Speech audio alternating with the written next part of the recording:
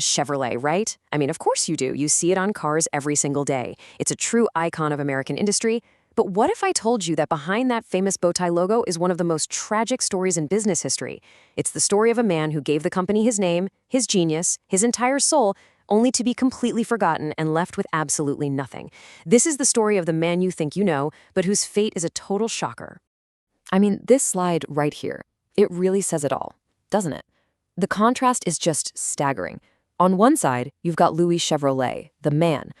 Died poor, his name basically erased from his own story. And on the other, the brand, a multi-billion-dollar giant, a name everyone on Earth knows. So how in the world did this happen? How does the founder of one of the planet's most successful companies end up so tragically disconnected from it all? Well, that's the puzzle we're going to solve. To really understand it, we've got to separate the brand from the man. We need to look at the life of the forgotten founder himself.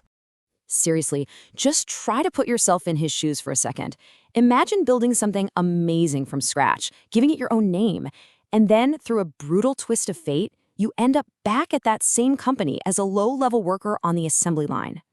It sounds like something out of a twisted movie, but nope, this is exactly what happened to Louis Chevrolet.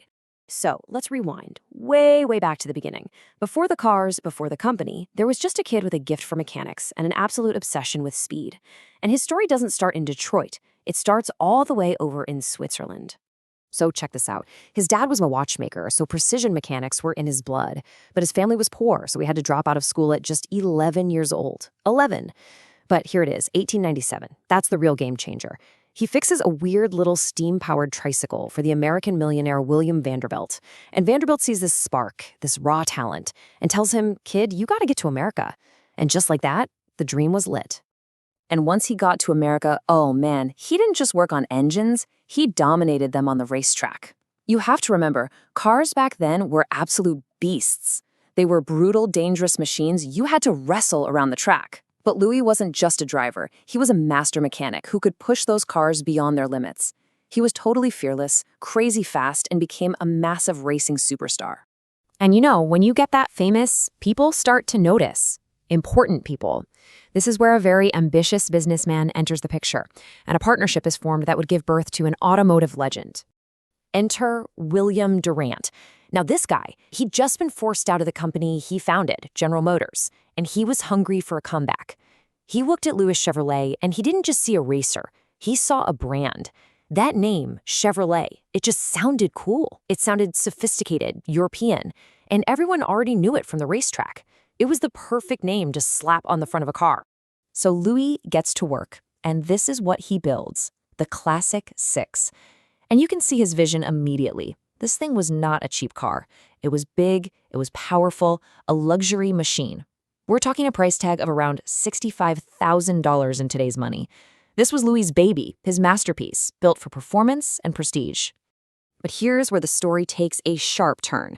Because while Louis was incredibly proud of his creation, his partner, William Durant, had other ideas. And this disagreement wasn't just a little argument. It was a battle for the very soul of the company. I mean, they were on completely different planets. Louis, the passionate engineer, wanted to build high-end, powerful, beautiful cars. Durant, the stone-cold businessman, wanted to pump out cheap, simple cars for everybody to compete with the Ford Model T. It was the classic fight, quality versus quantity. Louis wanted to build the best car, Durant wanted to sell the most cars. And all that tension finally boiled over in this one incredible moment.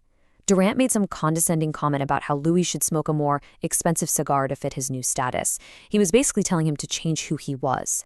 And Louis, insulted to his core, fired back with this legendary line. It stopped being about cars. It was about his integrity. Louis realized Durant was going behind his back, changing the whole company to build these cheap cars he despised. He felt betrayed, like his vision was being totally erased. So he made a stand. He walked away. In 1915, he sold every single one of his shares in the Chevrolet Motor Company, a decision made on principle that would end up costing him everything. So what do you do after you walk away from the company with your name on it? Well, Louis went back to his first love, racing, and he was good at it for a little while. But leaving that company, it was the beginning of a long, heartbreaking fall. It was just one tragedy after another. And look how fast it all unraveled. In 1920, he's on top of the world. He and his brother Gaston win the Indy 500. But just 2 years later, Gaston is killed in a crash. Louis is so heartbroken, he quits racing forever. Then, the Great Depression hits and wipes out his savings. His last shot, an aircraft company, fails. It was just blow after relentless blow. And here's that gut punch irony again. While Louis is losing everything, filing for bankruptcy, the company with his name on it is taking over the world. Under Durant's vision, it's now outselling Ford, becoming this global powerhouse. His personal ruin was a perfect mirror image of his creation's incredible success. And all of this leads us to the final and honestly the most heartbreaking chapter of his life. It's a moment that perfectly captures the painful irony of his entire story. By the 1930s, Louis was done. Broke, jobless, with no prospects. The Great Depression had crushed any hope of him starting over. He had nowhere else to turn, so he went back to the only place he could think of, Chevrolet. He went back as a simple mechanic on the assembly line. I mean, can you even wrap your head around that? He wasn't welcomed back as a founder or a guest of honor. He was just another guy with a wrench, working on the very mass-produced cars he fought so hard against. The man whose name was literally on the front of the building was just another face on the factory floor. The final years were just sad. His health completely failed him. A leg had to be amputated, which meant he couldn't even work anymore. With no money for proper medical care, he died of a heart attack in 1941, pretty much forgotten by the world he helped to create. It's kind of fitting, I guess, that he was buried near the Indianapolis racetrack, the one place where he was always treated like a king. And meanwhile, the company, it just kept growing into this unstoppable force. Get this, in 1965, the Chevy Impala sold over 1 million cars in a single year. That record has never been broken. It's just a staggering number that shows you the scale of the empire that Louis Chevrolet started, but never ever got to be a part of. So the next time you see that bow tie logo on a car, remember it belonged to a man first, a brilliant, passionate daredevil of a creator who deserved so much better. And it really leaves you with this one big question.